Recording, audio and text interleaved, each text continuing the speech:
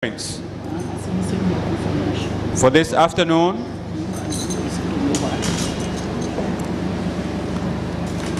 We will take James Colley as the first witness this afternoon.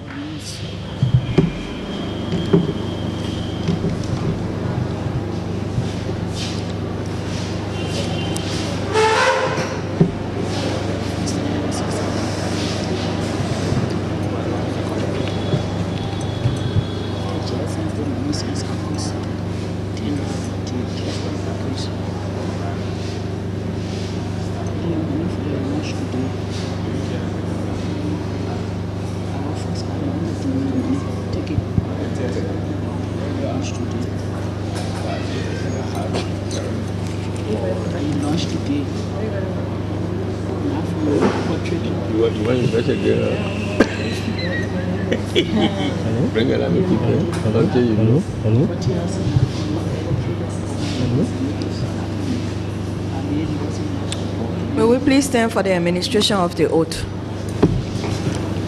Hello.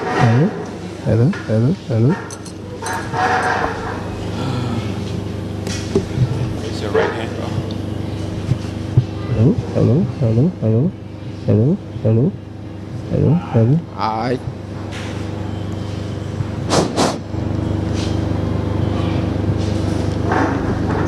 I, James Colley, do promise that my testimony I have come to give to the TRC of Liberia is the truth, nothing but the truth.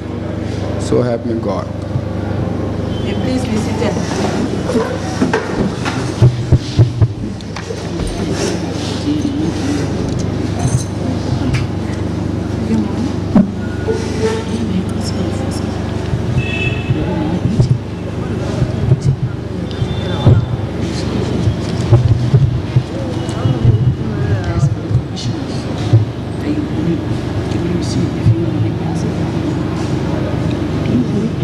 Mr. Colley, we want to say on behalf of the TRC, welcome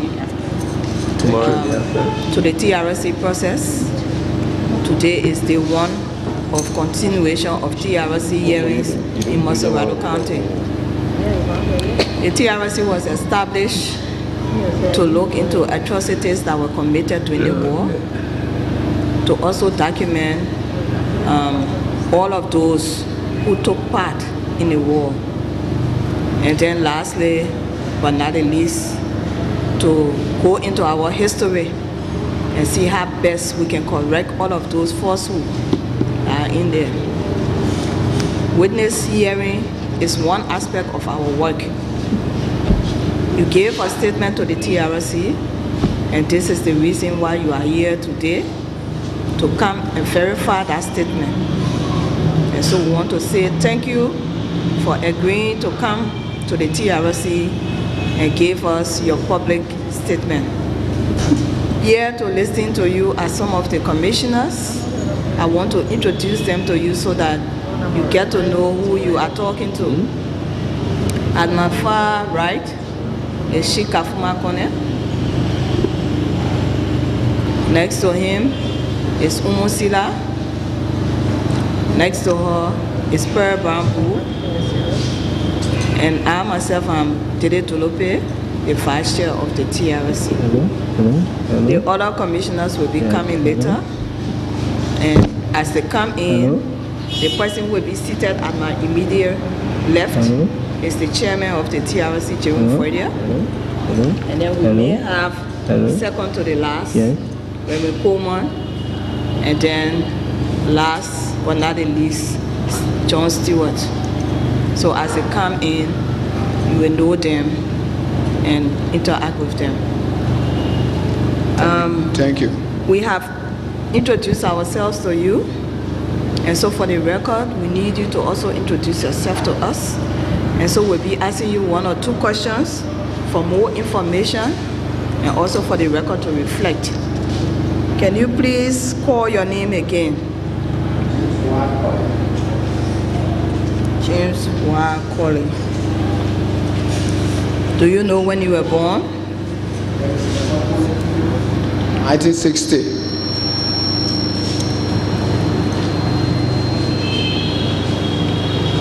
Are you working? No. You're not working. Yeah. So what do you do for survival? Well, I'm an agriculturist, and my wife and other children we just make garden. You make garden, and you say Yeah. that not work. Yeah, that's all sustainability. Yeah, so that work. Okay, that's So it. you're a gardener. Okay, you are here today to explain to us what happened to you. We are all ears. This is your day, and we say go ahead with your story. Okay, thank you very much. Thank the audience. It's just like I have laid this satisfaction in the manner of which I was brought here. Not per se, I do not have my statement on hard or this and that, but from the time we took the statement, was taken from me, I think 2006, if I'm not mistaken, and up to this present, I have just been feeling that everything has just dropped at deaf ear. So I was on Saturday.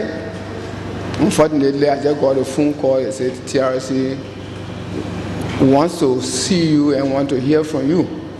So I was just thinking like I was coming for some rehearsal. Okay, but unfortunately, I found myself in giving a statement.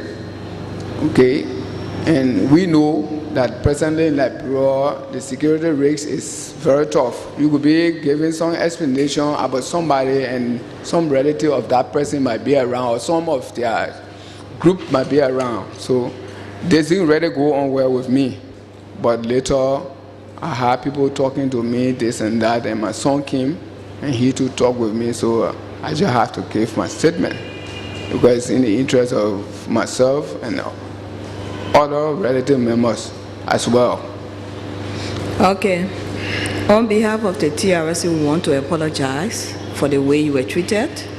I just want to give you some extra information. Maybe you did not receive it. The TRC hearings takes two forms. One of them is the public hearing that we are doing now. The other one we call in camera. It's in secret. So you come to the TRC and you meet the commissioners only.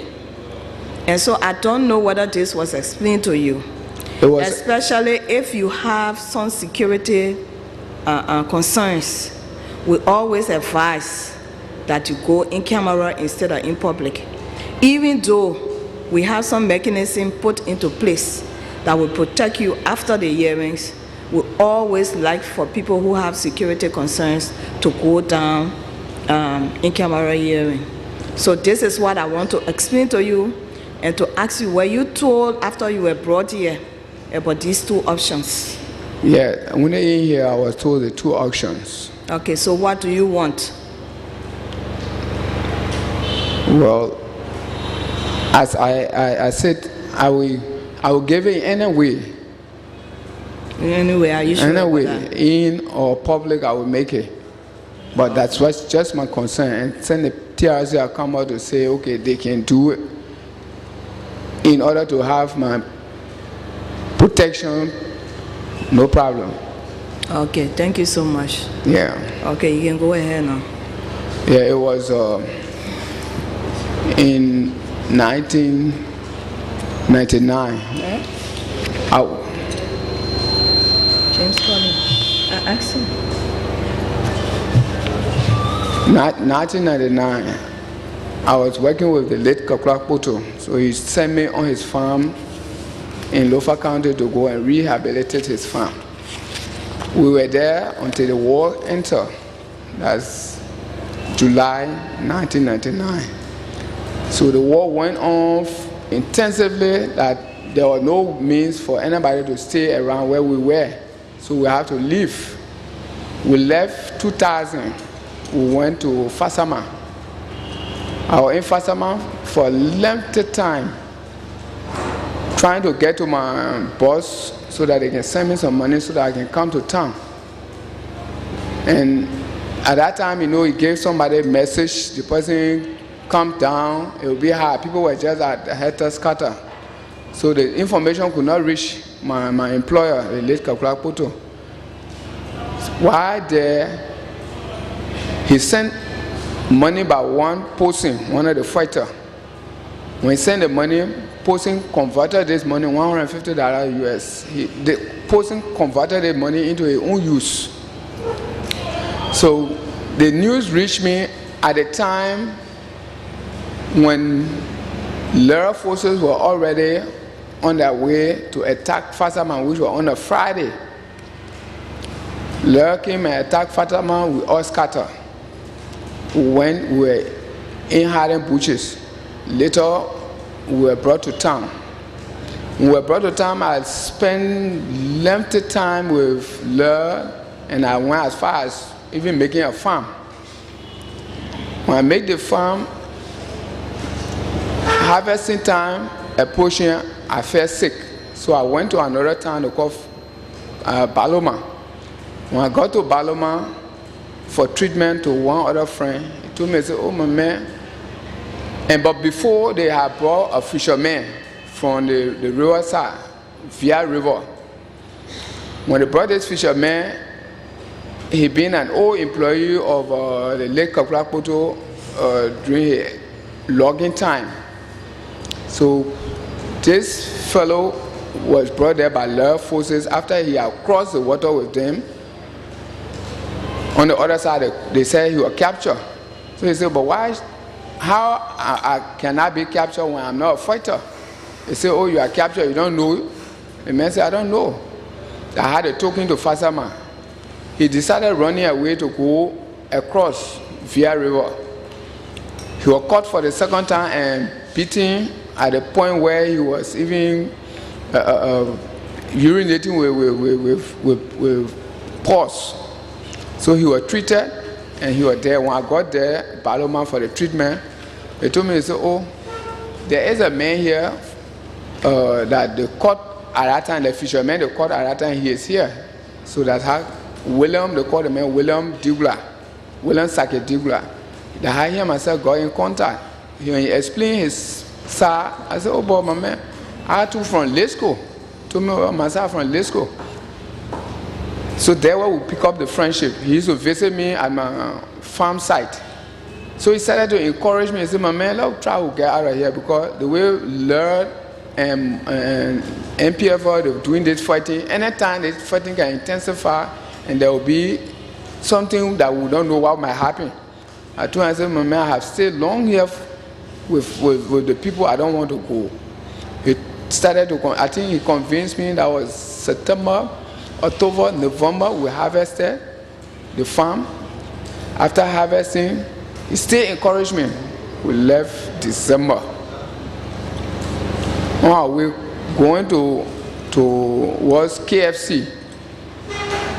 Unfortunately, there were a lot of shootings in the forest because the law forces were shooting for animals. So we got there, that area.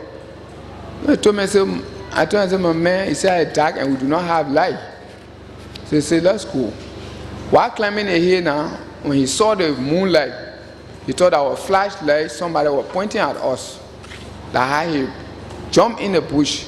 I told him, I said, but William, I started to call him. I said, William, that's not a person with flashlight, that's just the moonlight. I started to call him. And in the valley where he went, when I'm calling him, he cannot get me in the valley because it's like the voice was going the opposite side. So there was no way for me to get William. And the side we were going, which is KFC, and I do not know that area. And we have been previously told by the Liberia forces in Fasaman that if we happen to run away and they found us in that bush, they were going to kill us. There was no mercy, they told us. So now my friend left me, no light, nothing. So I decided, I said, well, since William and myself been together for the past 4 months, we've been discussing about this trip. I said, since he run away from me, let me just go ahead and go wait for him where we have been, promising there's a road going to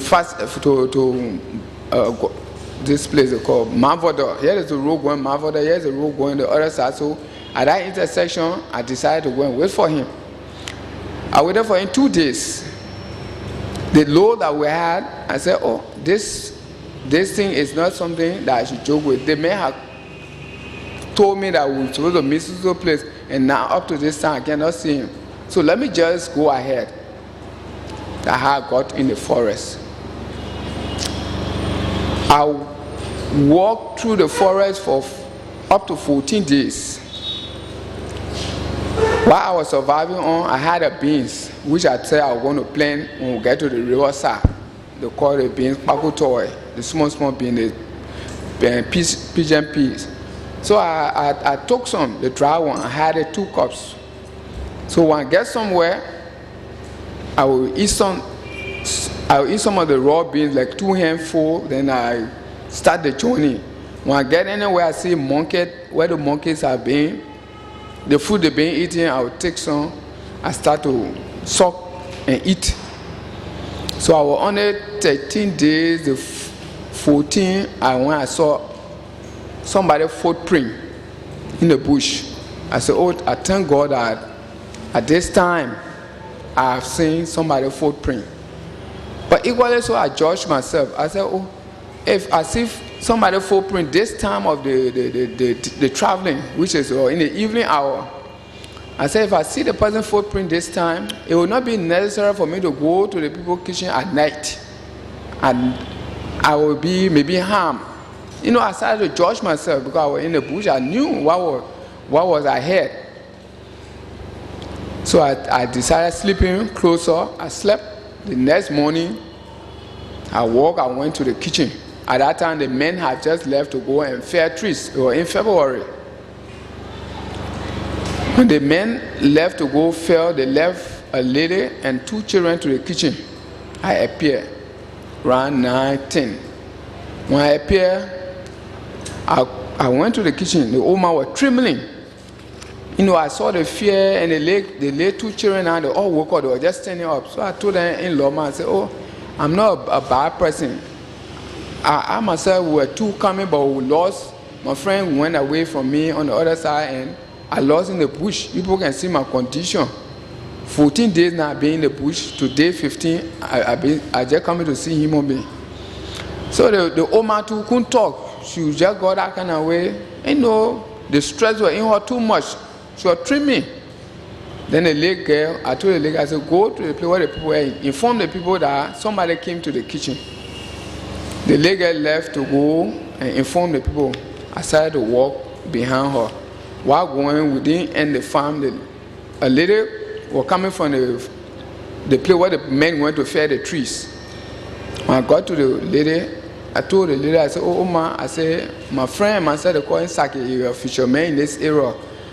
He and myself were coming from Fasama, and we reached this far. The man ran away from me on the way, but I have been in the bush since 14 days now, today 15. The woman told me, I said, oh, I can see how you look like. So the woman took me to the kitchen, gave me some food, I ate. Then the lady girl went and told the people. So all the men came from the bush. And those people, they were staying to these farms, like places like Fasawarazu. So they all went deep forest because that was the route the folks were passing with to get to Fasama. So nobody was alone that road. When the soldiers were in the town, sitting in the blank town, and at the time they would come in the bushes to those people to find food to eat. So I sat down there with the people. Everybody came, all the men came. I started to explain to them what happened. So while explaining, one other man was there. He too said he was from Kakata. So I told him, I said, I attended BDOR, I said, in the 80s. So he started to ask me, oh, who is this person? I said, no, don't even tell me who is this person. Let me tell you who are those people. Then I went as far as telling him the principal for that time, F. Amadou Salif. I went to G.R. Salif, calling other people in the name, told the people, said, oh yes, it's true that this man is saying he's from Kakata way. I told him, I said, the only thing I want you people to do for me is, you're giving the guarantee for me to stay with you people here and be with you people as long as this war is going on in order to secure my life. So the people at the village told me, okay, you can be here. So I sat down. The woman have given me a food. I ate. while sitting, I saw 2 other boys came to the village. They asked the people, what news here in Loma? So the people explained. When they explained, I told them, they say, you're saying nothing wrong here, nothing news here, but you will see. But they knew that I was a strange person among them while sitting there. So I told the fella, I said, oh, I the one came from Fasama. Oh, they were late. They told me, woke up, they finished timing. I said, gentlemen, I'm not a fighter, and since my life, since the war came in Liberia, I have never fought. So they tied me, decided to take me to the other village. When we got to the other village, the man said, oh, but you're wasting time with the man. So okay, the man. I said, but my brother, you're an older person. I expected you to ask me what happened and how it happened and who am I. You never did it. You just ordered the people to say they should kill me. I said, well, I don't expect that of you. He said, but I didn't wasting time with you. While we were sitting talking, the other way, another vigilante, he too went to go look for palm one to carry to the boys at the Fasawarazu town, the point town where the soldiers were basing. The boy came and took the collars that just chopped me on my head. Here's a hole. He chopped me on my head. I said, oh. Before I could talk, all my trousers finished tearing everything from on me. I was born, the way my mom born me, like how looking now, moving with them. From village to village, tie. Everybody start to run. When they see me, they bringing me in the village to the other village, the people run. Then they carry me to the main headquarters, Fasawarazu town. While we were in Fasawarazu town, they said, oh, we called a dissident. I said, gentlemen, I'm not a dissident. I said, don't call me dissident. I never fought. You caught me in the bush, asked me who I am. Talking, the other man came from the other side, kicked me. I dropped, tied. Then their commander came and put the gun on my head. Said, tell the truth. I said, nothing truth I can tell you besides telling you that I'm a civilian. He fired the gun above my head. I said, brother, I'm not a soldier. Whatsoever you do, I'm not a soldier. They had to took me to the village, asking me one to another. They put a fire. Then they let me sit on the fire. I said, gentlemen, this is just extra pain you people are giving to me. I said, you see my condition? Then he put me down, then he let me to sit on fire. I said, it's not good.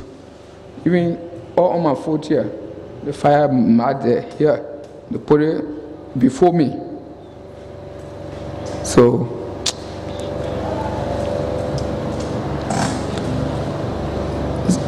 I sat there with me tied.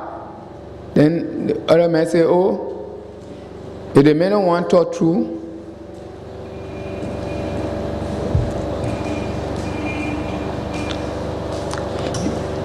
if the man do not want to talk through, you're cut his ear. Before that could come from the fellow mob, before I could twist, my ear was gone.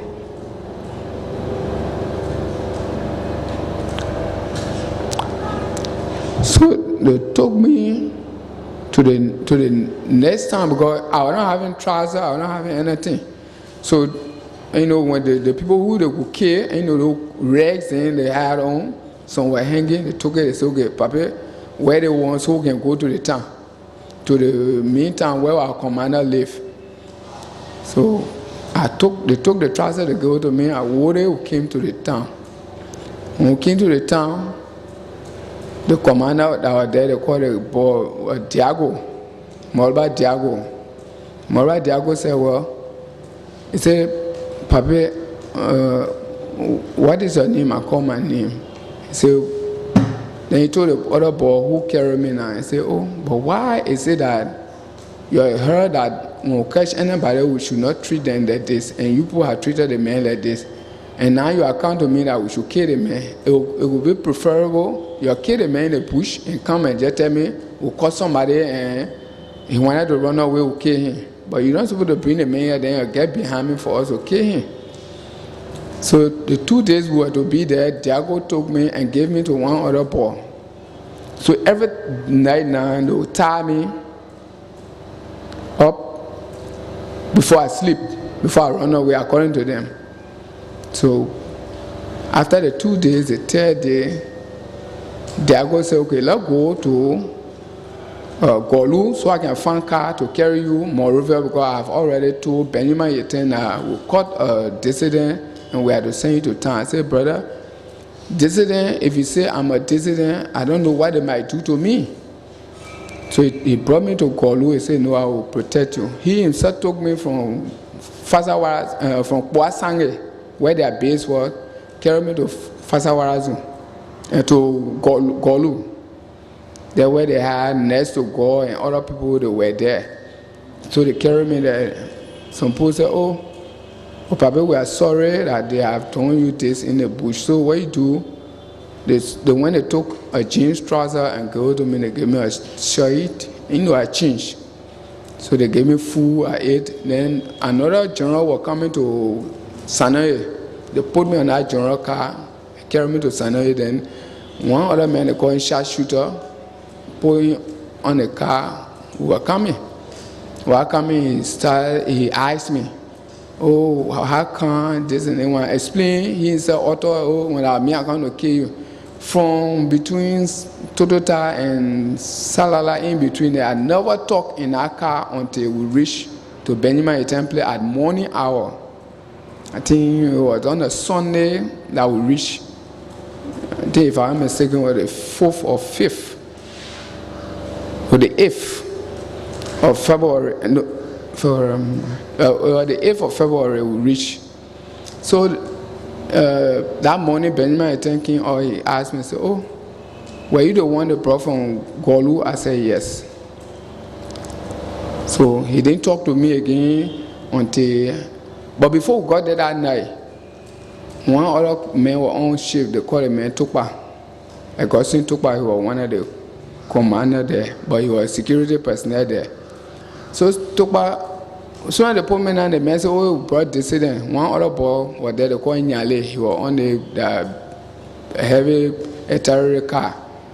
Nyale started to kick me, started to punch me. He kicked me right on my side here, where up to now I said, I think that maybe the man kicked me on my kidney, because that day when he kicked me, Tukpa was there. Tukpa had to tell him, say, oh, they brought this man, they never brought him to you, they brought him to the chief. And if they bring the man, they didn't bring him to you people, you have no right to start beating the people. He said, you see, now he kicked the man cannot walk. I dragged to that place for 3 days. No treatment, nothing. So while to Benjamin Yeaten place, there was no way for me to get to my family. I think one other Kisi fellow, we all lived in 4 years before. I met him. I gave him, I told him, I said, oh, my son is here, Vafi. Please try to get to Vafi so he can get to me. They brought me, but I'm amputated. So that's how they went to Vawen. That was to the Verita radio station. Vawen went, and the Vawen sister I have. So Vawen went and informed somebody that, oh, they brought your father, and this is what they did to him. Then they got to me. When they got to me, we were there now to Benjamin Yeaten place. But what was more hurting and sorrowful to me was, while at Benjamin Yeaten place, I thought, there was going to be some clemency for us. But unfortunately, they brought 2 other boys. One was nephew and uncle. Uncle and nephew, they brought them. That afternoon, they were tired. So when they brought them, they spent 1 day, 2 days, then they took them on the beach in Banjo. When they carried them there, they told them to fight. The 2 of them fought. The uncle now, the nephew now killed the uncle. So they came that day. When they came, the boy just started, behaving funny, telling, oh, mama, you pray. Anytime we eating, you pray. Anytime we drinking, you do that. Then I said, mama, what a prayer business so much they did for. He didn't want to tell me. It took 2 days, and the third day he called me and told me, I said, oh, that my friend, where he and myself came, and they carried him. They carried us to Banjo, and we fought, and I killed him. I said, oh, I see your problem. I said, but anyway, we don't know how our fate here will be looking like. And this boy is related to one Moses Rao Beer, and he was 58 in the police. So I said, but your own brother is 58, then they treating you like that. Benjamin Yeaten called the brother, and when the brother came, he told him, say, the people here, they feel they ought to eat. They went John Lehrer to come and kill us. So me, I ain't got time for him. So the boy came inside to tell me, he said, that my brother there was my born brother. So I said, but if your born brother can treat you that way, my man, the blow air, anything can happen. So that one, jelly, everything to go. We started to keep conversation funny to each other. Then it happened, we were there up to the time almost ECOMOG were about to come. So the time the wars were going on in Nima, the last war that went on in Nima. So the other boy they brought from Toasttown, a crown boy. This is called the boy Romeo. That's how he called himself at that time when we were together. So when they brought him, they said, this boy is a dissident, he stays, he go cutting from Toasttown, they brought him. So the boy told me, said, my man, I didn't do nothing. The people just saw me, they grabbed me, they brought me here. And the men who were assisting already to the place there, Mr. Tukpa, used to buy extra food and give it to us. So now when we're cooking late, he will give me money, so my man, go buy food, you bring it so you can cook for me privately. So that in a way the other people don't have interference. So Tukpa used to do that for us. It came a time one of the security took money to and said, my man, the way I look at you, your fit between this trap and this trap, your fit there is narrow. So the only thing you do, pay your way, you go to the Justice of the Peace Commission and report yourself that anytime the people wants to kill me, this why I ran away. I came here, I'm a crown. He started to take it like he discussed it with me. I told him, I said, well, man, my case is not like yours. You can walk, they can send you on the road to go by, but me, I'm amputated. When I get any taxi to say I'm going to that place, if in case I'm caught on the way, they will say, the man was a doer of an eye. So he decided escaping in Monrovia. So mine is slim. But you can get a goa. You have been given a goa, you can go. He didn't make it. So one day, they were behind the horse cooking when the jeep, I can remember SSS 26 came in the yard to collect ammunition. When they came, they collected the ammunition, arms, put it in the car. According to the radio man, told me, say they requested that they should send the 4 of us to Nima. But Agog will have it, they said there was no space for 4 persons, so they decided sending 2. They had the other draft that this boy who here in Uncle fought on the beach, and he killed Uncle, he and the crown boy should go. They left that evening, they went. When they went, it took one day, the next day, the car came. Then one other pele boy I had with them, they called the boy Bepo. Bepo told me, he said, Papa, he said, in Pele, he said, Iban decided that I had the power. I said, where I was standing, ice is to me at that time, ice is not that cool. The cool, I stood on the pole and I was like, I was off. And no boy left without eating that. We ate that food. So now, when it happened like that, now I started to think about my own. So when my daughter then came, I told her, I said,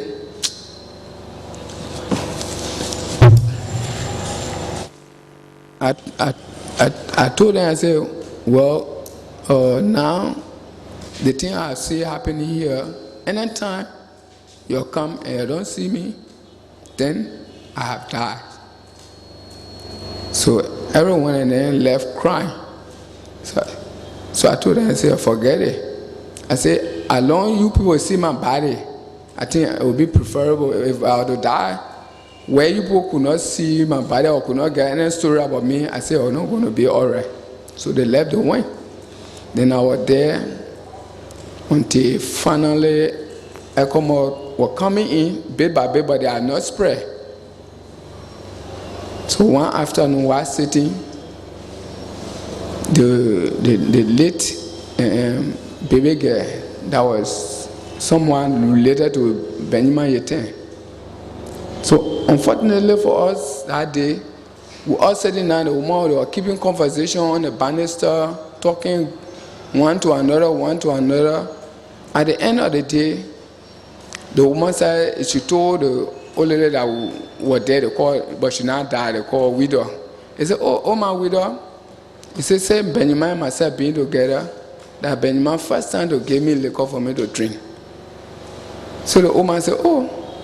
He said, but marriage can come or love can come in many forms. So now today a man is happy with you, that's why he gave you liquor for her to drink. So they kept that conversation. When they kept that conversation, in the evening now, the man started requesting for, asking the security then for toppling. So everybody mind not going that way. We slept. The next morning, the children, the children they have they call them SBUN, small boy unit. Those children, they used to go to the woman for food. So this time in the morning, everybody woke up, some children coming around 10, 11. Then they say, oh, but where the woman is? Some people say, oh, we don't know where the woman is. Maybe the woman going back Ghana, we don't know. You know, the news started to circulate. But before that incident could happen, we used to just lay down red outside. They have a building there where they had a radio room. We used to just lay down outside. But that night, the action I saw, it had not happened that way. While later, a security man just came and told me, so, Papa, you sleeping? And each time I used to be laying down, I always conscientize to say, nobody should just knock you, you wake up. You don't know what might be in that person's mind. So when the security knocked me, I just kept mute and just fought like I'd been in deep sleep. And I woke up. I didn't wake up, man. I was laying down. The security sat by me for some time. And later he left. And the jeep they had there, tactical jeep, it left. Now the next morning when the children were asking for the old man, when I sat down, we had a garden there. The old man who used to counsel me, old man widow, she had a garden. So when I sat down in the garden, I started to meditate. I said, oh, this thing that happened last night and up to this time, I can see the woman. I said, if it is true that this man have killed his wife, then tell me, who am I? I started shedding tears again. I was sitting, then the old man came from behind me. She said, oh. He said, Kwali, what happened? He said, nah, soon morning like that. I said, oh man, nothing, oh. I said, nothing. Then she sat by me. We sat there for some time. Then I told her, I said, this is what happened last night. But I'm afraid. So, but in your own case, not that the woman, the man had told me that you will be my own, war prisoner. I'll kill you, Lufakande, you'll go work for me. So I have already talked with the man. You ain't got no problem. So that the two boys now, they took them, they carried them, they fought until the crown ball. The crown ball killed the the cola ball. They used to call the ball go-go. Right now, say a mother is living right to, the sister is living in Camp Johnson Road area there. So the crown ball now send the children come over, the man just say, I don't want to see the man. You know the children, their mouth can't sit down. They used to tell me, oh, the way we chuk that other man we hanging with chuking, that way we chuk you here. You know, I tell them, I say, oh, chuk different person, but that not me. Until the ecomog came in, we stay, the man left from the country, and when that how we all too, the other security board out there, they call it firepower. Firepower say, Papa, we know you never did nothing wrong, and they say I'm happy to you. So saying we all now stay here, and the ecomog now can, you better find a way you go to your family. That's how I left his yard to go to my family. That's what happened to me during the war.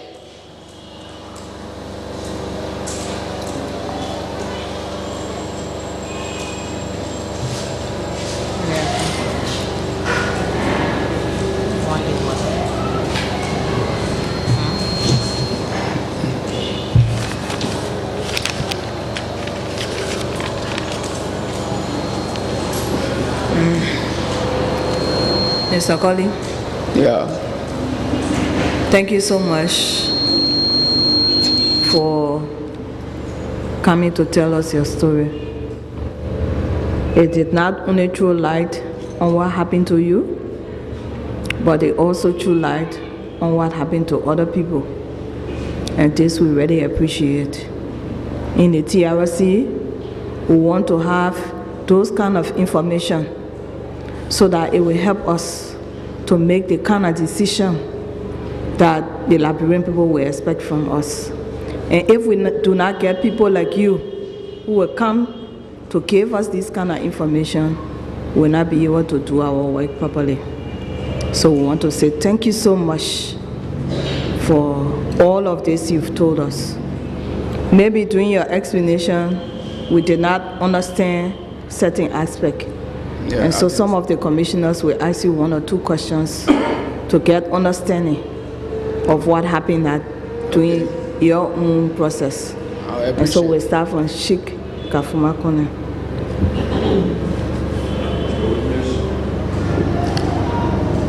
We want to express our sorrow for what happened to you during the war. These are some of the trials and tribulations that people face in their lifetime. But I think we all should say to God, thank you, because you survived and now you are telling the story.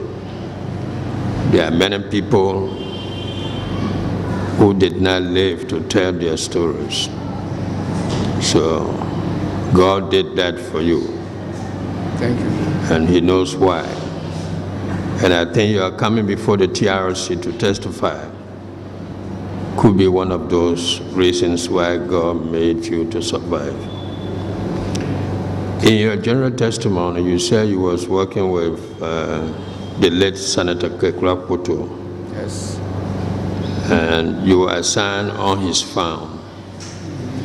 There where you remain until the law war started. Yes. And that you escaped. Later on, you were brought to town. Yes. And you spent some time with Lord. Yes. Can you tell us what was your experience with Lord? With Lord? Yeah. Well, with Lord, certain thing I experienced with Lord was that at the time of the war, some people don't used to like going in the bush, like go behind civilian, like all the way in the forest. No, they were always their target area. If they are going to Fasama today, they do not take the road, go to Fasama. And if they are to go to Gengbai, they want to get on the road to go to Gengbai. Okay, but other fighters like the NPFL or the Liberia or the LSA, that's NPFL. Mostly they go behind people on the farms, going in the villages where the man is, you go there behind them, doing other activities like raping, a whole lot of things, taking food from the people, and so forth. That's why it's so happen. How were you treated by Lord? Well, when I was with Lord, because of certain, friends that I had among them, they used to shadow me. They say, oh, they men from fireplace, and most of them knew me when I was on the old man's farm. You see, so they used to shadow me to say, oh, that they men, oh, he can go for ammunition, this and that, you lead the man, and all of those things. They used to give me protection. At that time, I was in Fasama. They know you, perhaps this is why they did that. What about other civilians? Oh, other civilians, when we talking about forced labor, that was on the verge. They go on the farms, collect the men. Look, today you're beating the women, if you're beating rest. So now 3-4 drums. They will put it down, the women. The forced labor was on the high rate. That I can't say nothing else about it. Too much.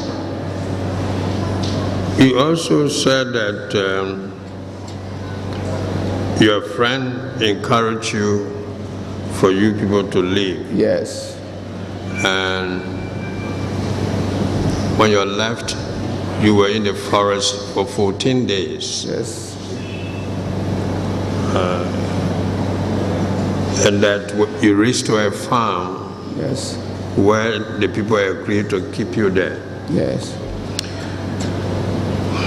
Which of the forces that chap you with the cutlass? The current strike force marine or the government troop.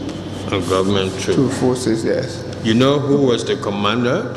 The commander, they called the fellow Diago. He was stationed in Poasange. Diago? Yeah, Molba Diago.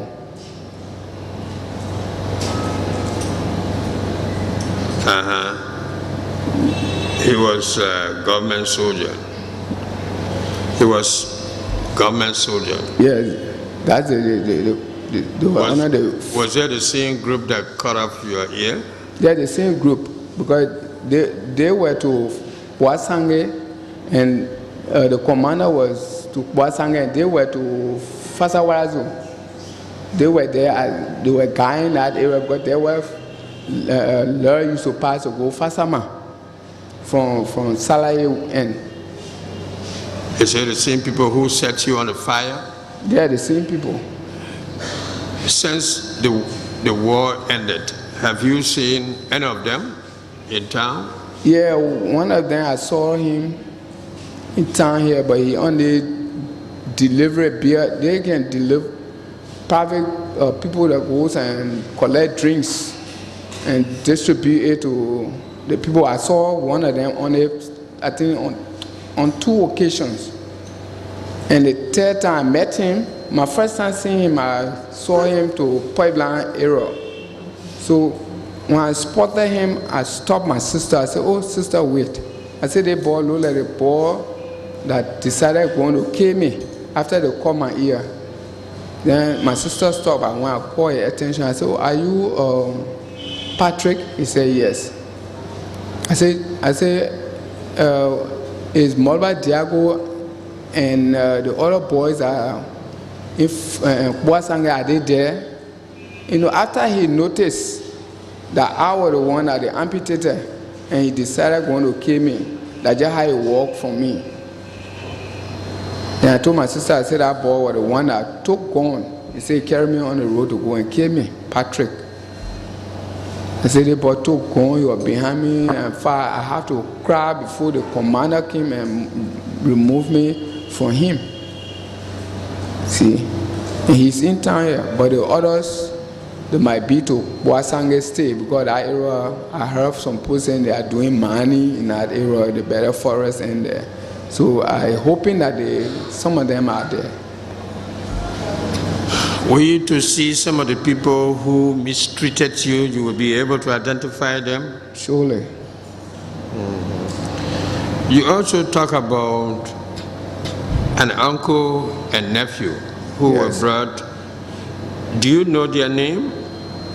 No, only the other boy, the uncle, I do not know the uncle name, but the boy who killed the uncle, they call him Gogo. Boku? Gogo. Gogo. Yeah. Since the end of the war, have you seen him? No, he too was killed by the other man. You know, it was like he and his uncle fought before. Then after we spent some time, almost 1.5 months, he too was taken to Nima. When the Nima war started, he was taken there. Then he and the crown boy now, they two, both of them, they carried them for that purpose. When they fought, and the crown boy killed this Gola boy.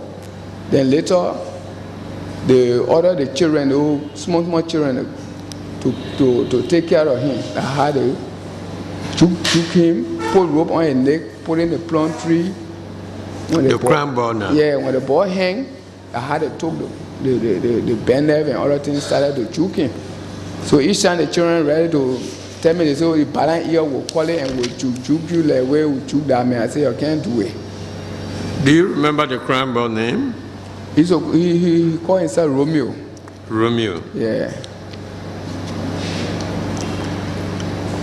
You talk about baby girl. Who was this baby girl? Baby girl was Benjamin Yeaten's wife. And what he did to this wife? Oh, that evening, I only got the information that the next morning that he killed his wife. Is it the girl that he captured in Lofa? Lofa or Kample. Kample and Nimba. Yeah, Nimba. Okay. Because the rumors was around at a certain time that there was a girl he took in the battlefront, and he took him as his wife, and later on killed her. That's it. That's the girl. So you was there at that time? I was there.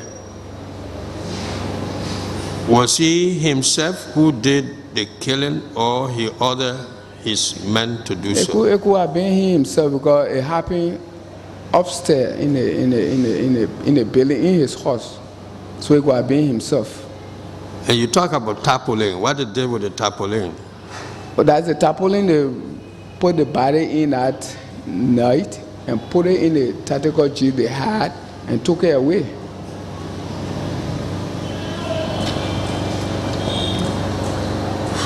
Thank you very much. And we're sorry for what happened to you. And we hope that you were recovered spiritually as well as morally. Thank you. Thank you very much.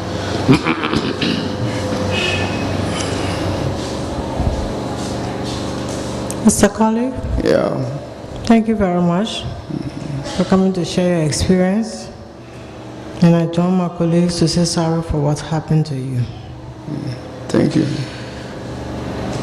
You said when you went to Lofa, you started living with the people in the kitchen, right? When you went to Lofa. Yeah, I went to live with the people to the kitchen, because I had just got there that day, and I tried to talk with them because I got there around 9, 10, in between that time they were on the farm. So I decided, because of the way they were afraid that.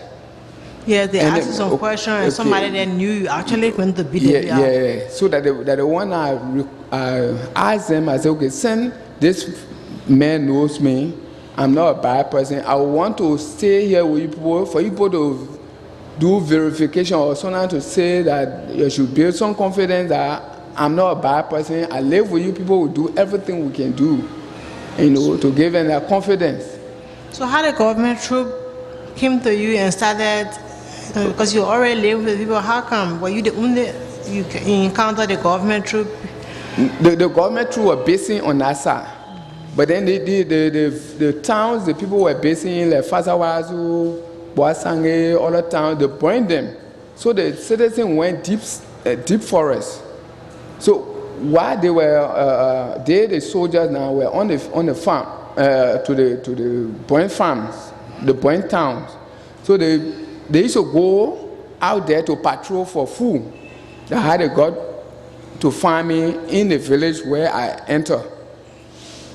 That's how they took me. They said they captured me. That's how they carried me to the burnt farm where they were basing. Then they decided to treat me. You were the only person they were treating like that? Yes, I was the only person that went there at that time. Even my friend, presently he lives to Cowell, New Jersey West. He have his house there. His wife sells in the market. She's one of the head lady for the fish market. They call her Mr. William. Okay, he knew that side. He went there before I could get there. So among the soldiers, who cut your ear among the rebels that were with you that day? The fellow that caught my ear, read his name. I can't get his name because they just called each other. The other man named Magazine, and the other man named only the Tiago, which is the commander. I knew his name very well. And the Patrick fellow who wanted to kill me, took gun and all to carry me on the road. And he is in Monrovia here. He's the winning person. Those are the people that only gave me that name. But the fellow who ordered that they should cut my ear, I never got his name up to the time I came here. What he did with it after he did it, after he cut the ear, what he did with the ear? Oh, they told me, they said I should eat it.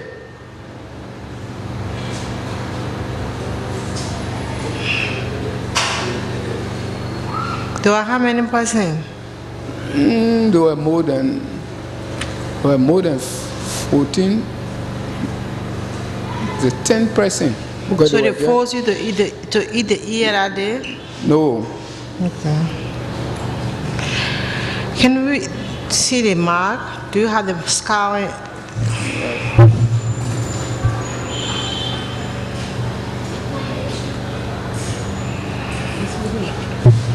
Also, show to the cameraman. You go to this.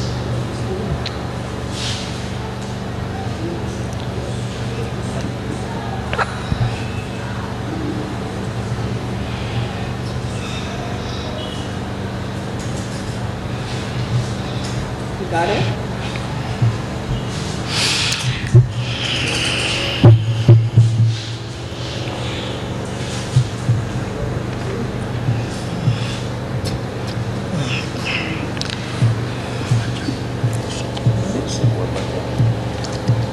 Have you seen Malba Java since that day? Malba Jago? No. I've never seen him. You heard anything about him? I asked a friend. He told me that he saw him to where they had this man, a Bebo, Balen Green, that's out of Ominga, behind Ominga, FDA. He said he saw him there, but he was behaving as if he was going mad. So that's the fellow. I'll try to get to the fellow to say, to show me, whether he was here or he had gone back Golu, because that's the area you can find him, Golu. So the same people that were torturing you, were they the same people that brought you to Benjamin Yeaten? Who brought you to Yeaten? Because you are in Lofa. How come you reached him? Yeah, the fellow and the commander, Diago, was the one that I honor his security while in Boasange. Then he told me, he was going to bring me to Golu. And Golu at that time, when the war was going on, they had more soldiers there, supposed to go and come. So when I he carried me to Golu on a Saturday evening. Yeah, Saturday afternoon, we reached to Golu. So luckily, there was a general that went there from he was commander to Sanoye. So his jeep was coming down. So he said, okay, send, I'm going down tomorrow. Let the men go with me. That's how we all roll. On the jeep, we came, he carried me to Sanoye. Then he told the other man, firepower, to put me on a car, the sharpshooter, to put me on a car and bring me. You see, the sharpshooter then brought me into town and just dodged me and told the man, say, oh, this man are dissident. We just brought the other dissident from Golu. Do you know any other name besides sharpshooter? Any other name? No. How long you live in Yeaten house? I was to Yeaten house from February up to the time the peacekeepers arrived and they took over the country. I think I was in September I left. If I'm in September or October, in between there, because the peacekeeper came, then they distributed them. Then all the boys in they started disarmament and all before we left. So besides you, they had other civilians there as well, or you were the only civilian? At last now we were only two. But during the time they were bringing them, we were six persons. Out of the 6, the 4 was killed. How? Because they would tell this person and this to go and fight. When you fight, you free, then you free. But when they finish fighting, they make a friend. They don't free him, they bring him back. Then they'll put him on another person that had the people who were killing each other. So because it's like you and this fight. When you fight, this is killed, then the other man is brought back.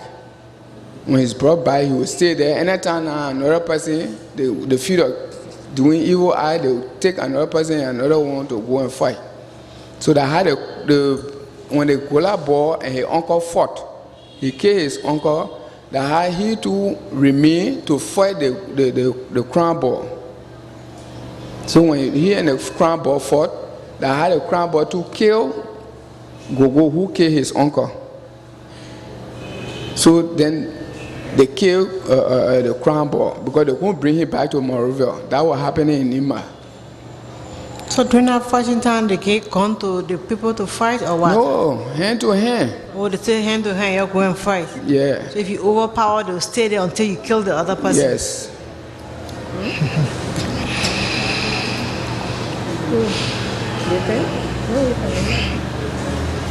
Thank you very much for coming to share the experience.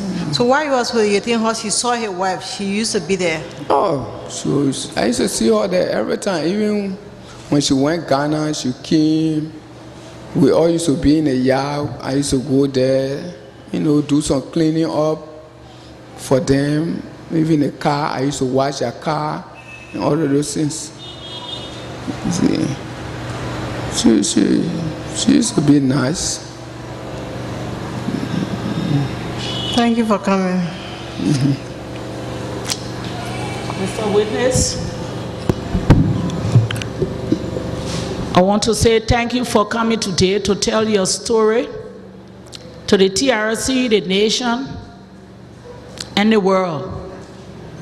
Sorry for what happened, and you've shown example of mayhem, and also the myth that the TRC and the rumors, you as a witness, the best evidence, have substantiated the fact, the rumor, because you live in the home of Benjamin Yeaten and his wife or associate for 6 months, over 6 months from your calculation. And you have told us that you were present, even gave the idea, show the mood in which the woman was killed by asking for topple. That's the thing, the topple, right? Yes. You have established, we have a witness who has substantiated the fact that Benjamin Yeaten killed his wife. With this, we consider Benjamin Yeaten now and place him as an alleged perpetrator. And I hope that he, wherever he is, he will come to vindicate himself. When the TRC, as the chairman just said, around about August, they will start hearing from perpetrators, those whose names have been called. ECOWAS and our international partners, they are also part of the TRC process. So we hope that wherever these alleged perpetrators are, if they without the bailiwick of the Republic of Liberia and lingering in any African country or international country, our international partners will cooperate with us and do not give them safe haven, but allow them to come to vindicate themselves so the peace process can go on, and at the end of the day, we'll be able to give a true story of what happened during these years. Thank you. Thank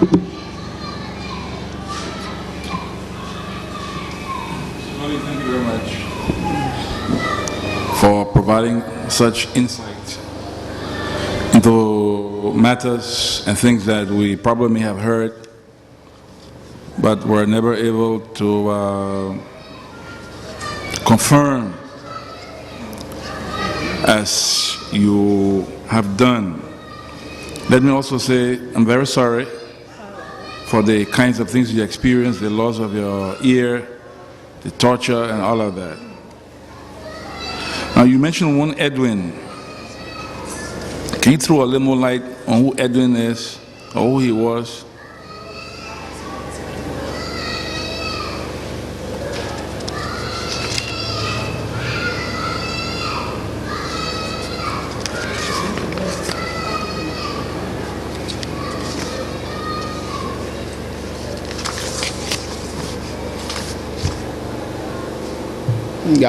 I said, Williams, the one here myself was traveling.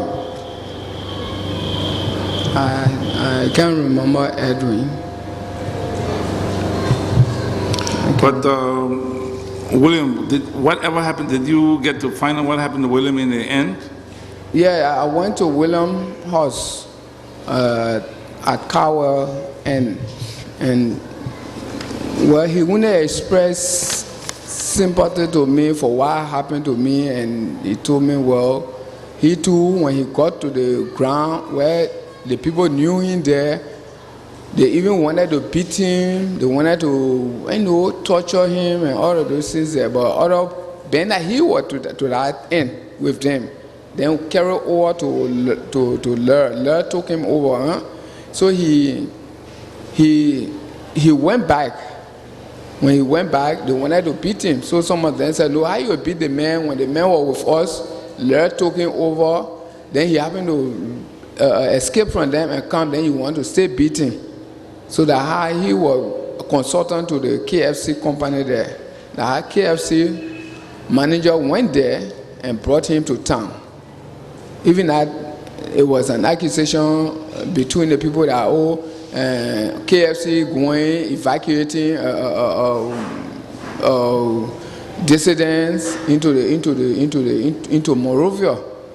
See, that what happened. So this Edwin is supposed to be a relative of one Lawrence Yates.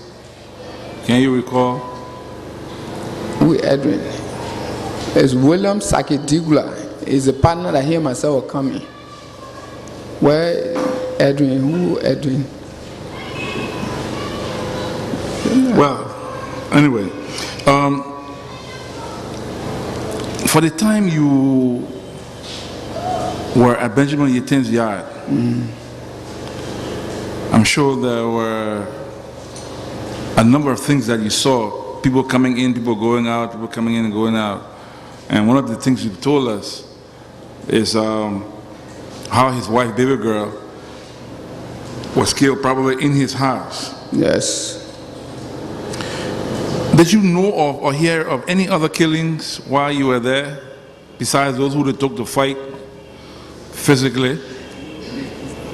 I got there beside the big incident. And then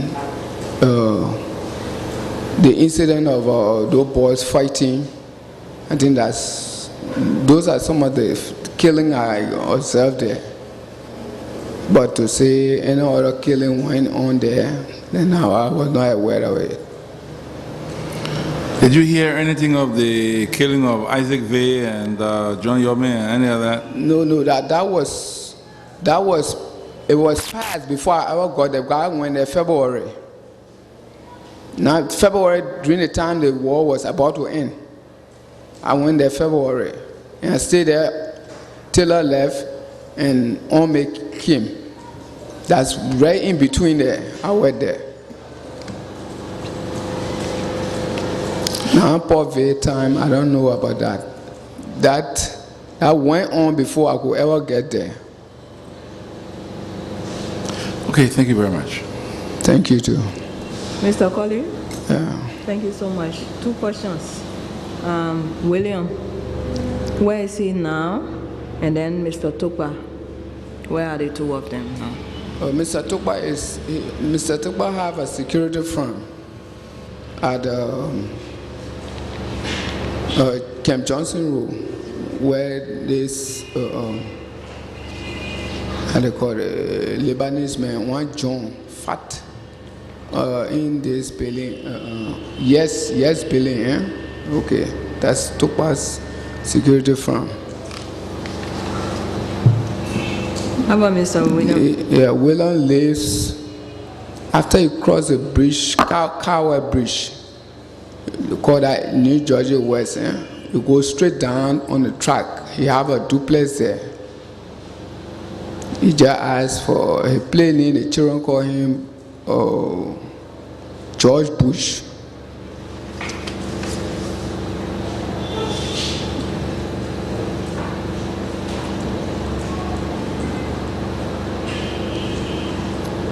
Okay, thank you so much for coming once again. Before you leave, do you have anything else you want to say to us? Advice, recommendation, or anything, any other thing you want to say apart from your statement? Yeah. Like my case, how I would treat it if I sometimes sit and, start to vision the incident. I sometimes don't even regard the 14 human beings, ones who walk, erected being. I don't regard them, because I take them, anytime I see them, I feel that any minute they can turn evil. So I will want, firstly, my security. Secondly, because I have some friends in the States and I discussed this incident with them, and they told me, they said, well, if we know you got yourself here, we can find means that you be transplanted. If TRC can make that a paramount for me, I will appreciate heartedly, and I will, reassociate with myself with society.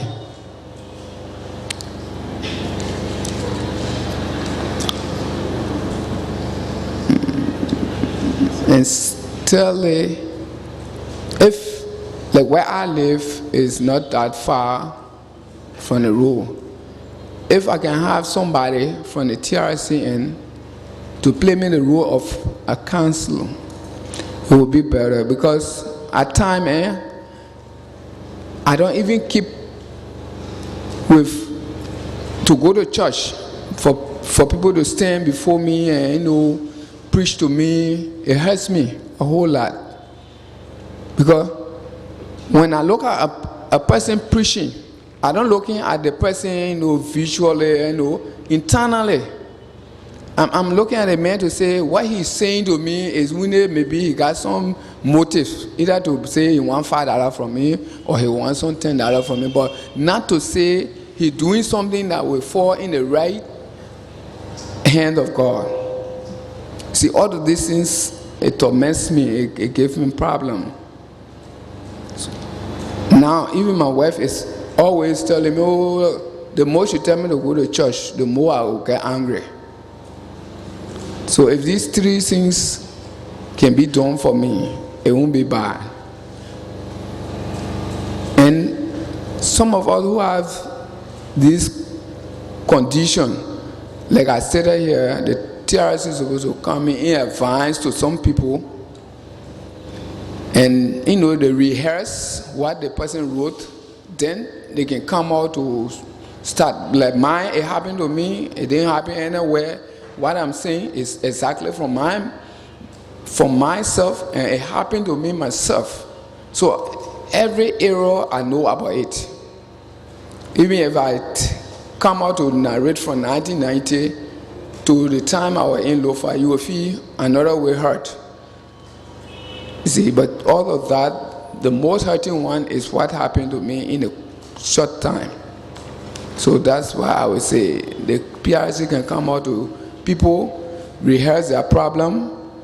Then, if possible, if the person who is severe, where it got some trauma incident, they can traumatize his situation, then before bringing them over, I think that would be nice. Thank you so much. You can go now.